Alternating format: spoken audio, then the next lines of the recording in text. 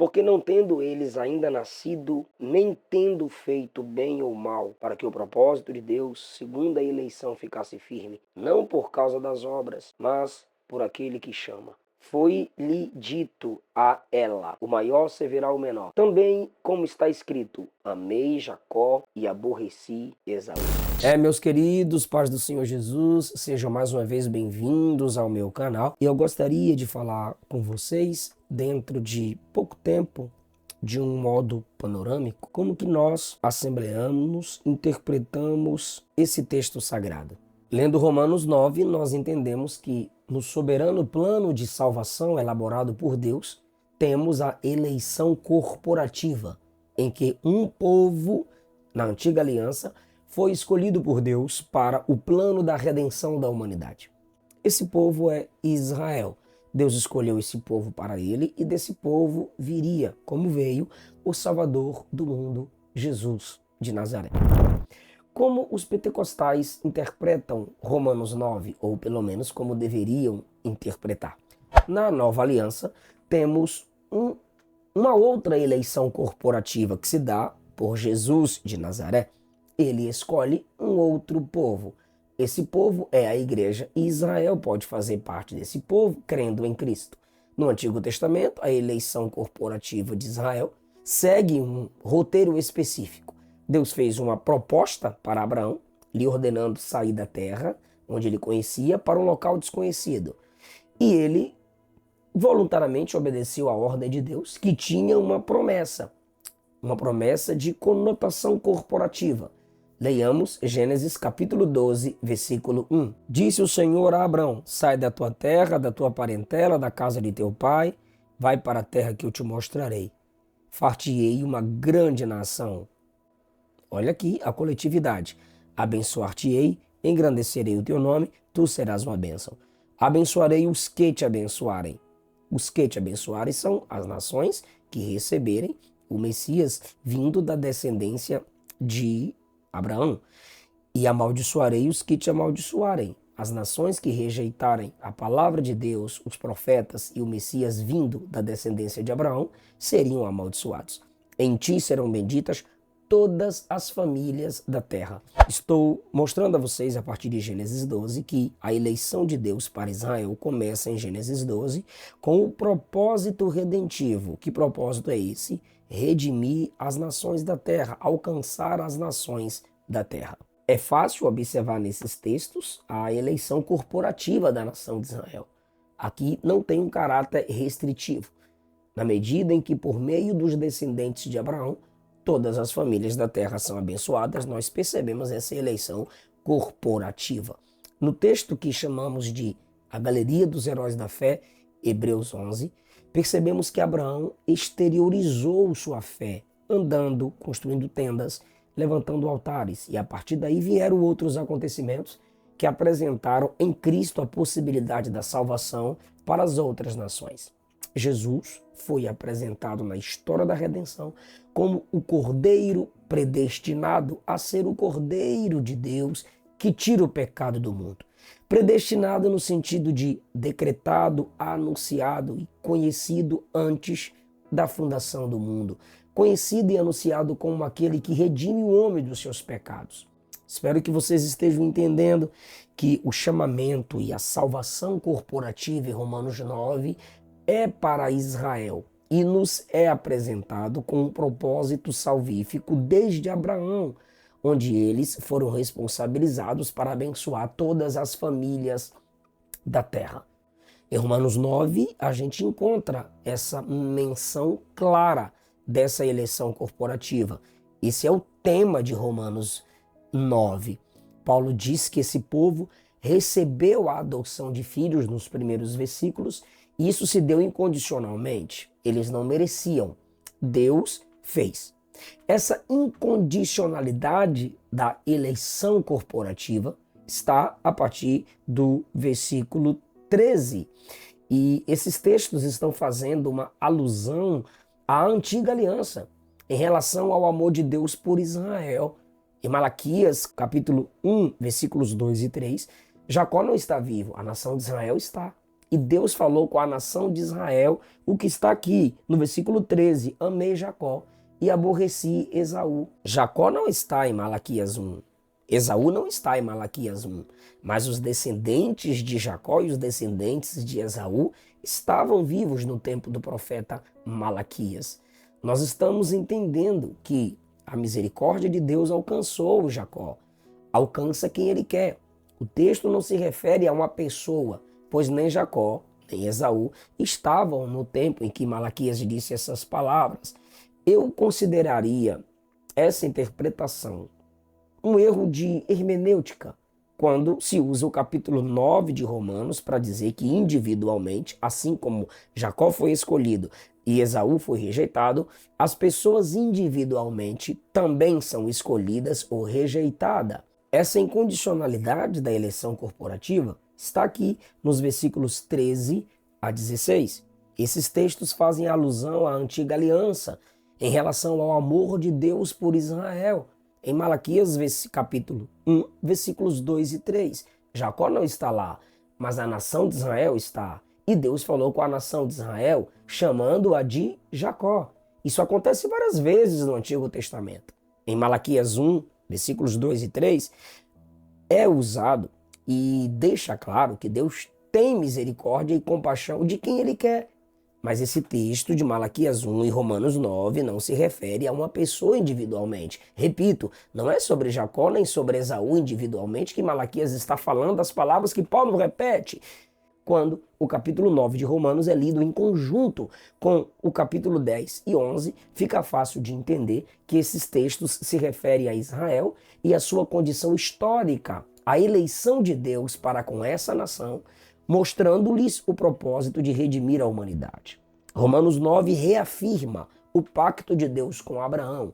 É uma lembrança de que a descendência de Abraão surgiu para que deles viesse a bênção para as nações da terra. Que nação foi essa de onde veio o Salvador do mundo? A nação de Israel. Que bênção foi essa? Cristo e a igreja. E em Cristo a eleição também é corporativa. Em Israel e na igreja se percebe o cuidado de Deus com a humanidade. Através de Israel, vimos ali a misericórdia e a soberania de Deus. Através deles, chegou até nós as Escrituras, a pessoa de Cristo Jesus. Com a eleição corporativa de Israel, a gente encontra espaço para perceber que Cristo também escolheu a sua igreja num ato de eleição corporativa pela sua misericórdia. Tanto na eleição de Israel quanto na eleição da igreja, nós temos misericórdia e soberania. Deus escolheu um povo que ele quis, soberania. E como esse povo não merece, nós vemos aqui a graça de Deus. A igreja é apresentada na nova aliança como o corpo de Cristo. A igreja está debaixo dessa eleição corporativa. Pedro disse na sua primeira carta, no capítulo 2, nós, a igreja, somos a geração eleita, o sacerdócio real e a nação santa, títulos dados a Israel em Êxodo 19. E Pedro disse que nós, que não éramos povo de Deus, agora somos povo de Deus pela misericórdia de Deus, ou seja, uma outra eleição corporativa. Se você perceber a genealogia de Jesus, você também percebe uma eleição corporativa, pois a nação de Israel está conectada à eleição corporativa da igreja. Em ambos os casos, não tem espaço para eleição incondicional de indivíduos, mas a gente percebe que há espaço para eleição de grupos abençoadores. Na eleição de Israel e na eleição da igreja, temos pessoas estabelecidas, tanto no Antigo Testamento quanto no Novo Testamento, para se tornarem grupos, agências abençoadoras, pessoas direcionadas pela misericórdia e pela vontade divina. Soberanamente, Deus é o autor dessa eleição corporativa. Deus é quem seleciona esses instrumentos e os usa para abençoar o mundo.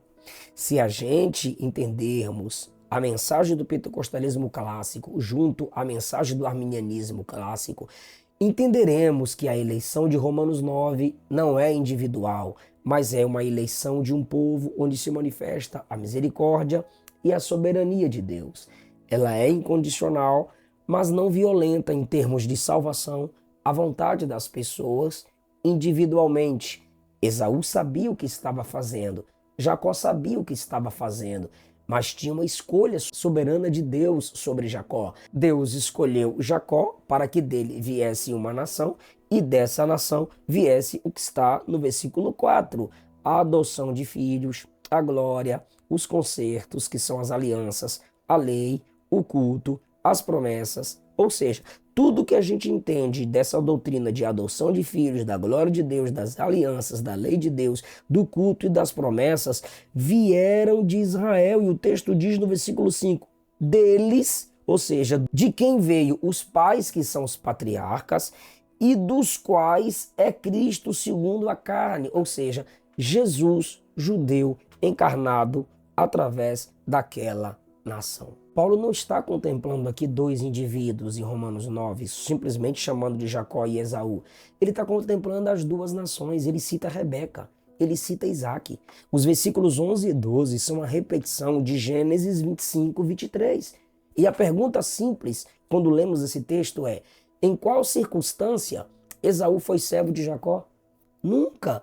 O enigma é desvendado lá em Gênesis 25, 23, quando o próprio Deus disse que os dois bebês não eram vistos por ele como dois indivíduos, mas como duas nações, uma fraca, outra forte, uma mais velha, uma mais nova. Quem são as duas nações? Israel e os edomitas, que são os descendentes de Esaú. Quem é o povo forte? Israel. Quem é o povo mais fraco? Edom, os descendentes de Esaú, irmão de Jacó. Paulo está tratando dessa eleição corporativa, ou seja, Deus escolheu esse povo para apresentar a salvação à humanidade. Quem quiser participar da salvação que esse povo tenha, se submeta ao evangelho que esse povo escolhido por Deus, chamado igreja, prega. Então esse texto não está deixando claro que existem pessoas individualmente apontadas dedo por dedo pelo próprio Deus. Você, como Esaú, vai para o inferno. Você, como Jacó, vai para o céu. Não. Jacó teve que crer. Jacó teve que se submeter a Deus. Jacó teve que suplicar no val de Jaboque. Hebreus 11 diz que foi pela fé que Jacó tornou quem se tornou. Quando Paulo, em Romanos 9, usa o nome de Jacó, ele não está tratando do indivíduo, mas ele está tratando de uma nação. Versículo de número 6, ele fala sobre Israel e os israelitas. No versículo 10, ele cita a Rebeca, que era mãe de Jacó, num contexto onde Deus falou para ela que os filhos do ventre dela representavam nações e não a eles mesmos. É desse jeito que nós enxergamos o texto de Romanos, capítulo 9, a partir do versículo 10. Recapitulando, para concluir, em Romanos 9, a partir do 10, Paulo vai repetir Gênesis 25, 23, onde evidencia, primeiro, um povo que faz parte da eleição corporativa que Deus fez, um povo que Deus elegeu para, através deles, virem o Salvador. Rebeca e Isaac são citados aqui no versículo 10, por quê? Porque Paulo vai repetir Gênesis 25, 23, onde Deus não chama Jacó nem Esaú como indivíduos, mas Deus os enxerga como nações. Uma nação foi escolhida, os descendentes de Jacó, e outra nação foi rejeitada, os descendentes de Esaú. Para que Deus escolheu os descendentes de Jacó? Para que deles viesse o que está escrito aí no versículo 4. Mais um ponto para a nossa conclusão sobre a eleição corporativa é quando Paulo está tratando da nação de Israel, eleita por Deus para apresentar a salvação ao mundo, e como consequência veio a igreja. Através da nação de Israel não vieram os apóstolos, não veio os textos da Bíblia, não veio a própria Bíblia, não veio Cristo. Disso entra a igreja, um povo que gerou outro povo, conforme Pedro disse, 1 Pedro 2,9. Ainda aqui, nessa visão de eleição corporativa, vejamos o versículo do número 24. Nós somos os vasos escolhidos, vasos para a honra, para quem Deus chamou, mas não apenas entre os judeus, nação, mas dentre os gentios, nações que não fazem parte do povo judeu. Versículo 25. Como diz em Oséias, mais uma vez ele lembra do Antigo Testamento, chamarei meu povo ao que não era meu povo. Está falando da igreja. Sempre Paulo está se referindo a nações. E quando ele usa experiências individuais e particulares como Rebeca, Isaac, Faraó, está dentro desse plano quando, através de indivíduos, nações são alcançadas. De Rebeca, 2 nações foram geradas, uma escolhida, outra rejeitada. Por que a outra foi rejeitada? Amada menos, colocada de lado, porque uma foi escolhida. Esse é o povo Israel. E Faraó, que é citado individualmente, é mostrando a soberania de Deus sobre quem ele quer escolher. E Faraó lidou com quem? Com o povo de Israel. E Deus usou Faraó para quê? Para que o nome dele fosse anunciado em toda a terra. Um indivíduo que gerou o nome de Deus anunciado em toda a terra. Tudo que Deus fez com Faraó fez com que se espalhasse o poder de Deus sobre as nações. É só você ler na conquista do povo de Deus em Jericó, Josué, capítulos 2 e capítulo 6. Pastor, mas Romanos 9, 10 e 11, para mim, é muito complexo, é muito pesado.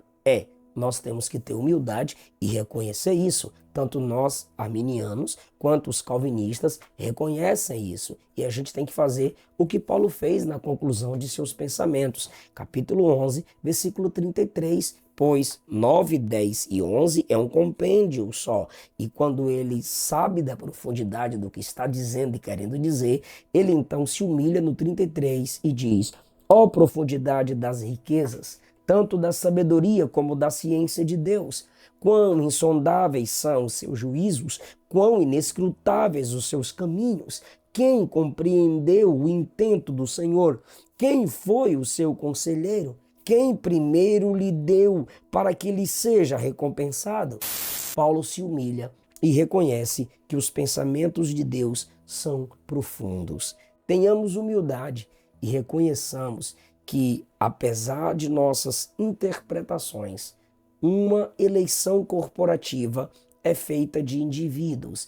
E os indivíduos que Deus salva e os escolhe em Cristo fazem parte desse povo que é a sua igreja. Deus te abençoe. Se inscreva no canal, deixa o seu like. Tem o link aí na descrição para você fazer parte dos meus grupos de WhatsApp e Telegram. Até a próxima.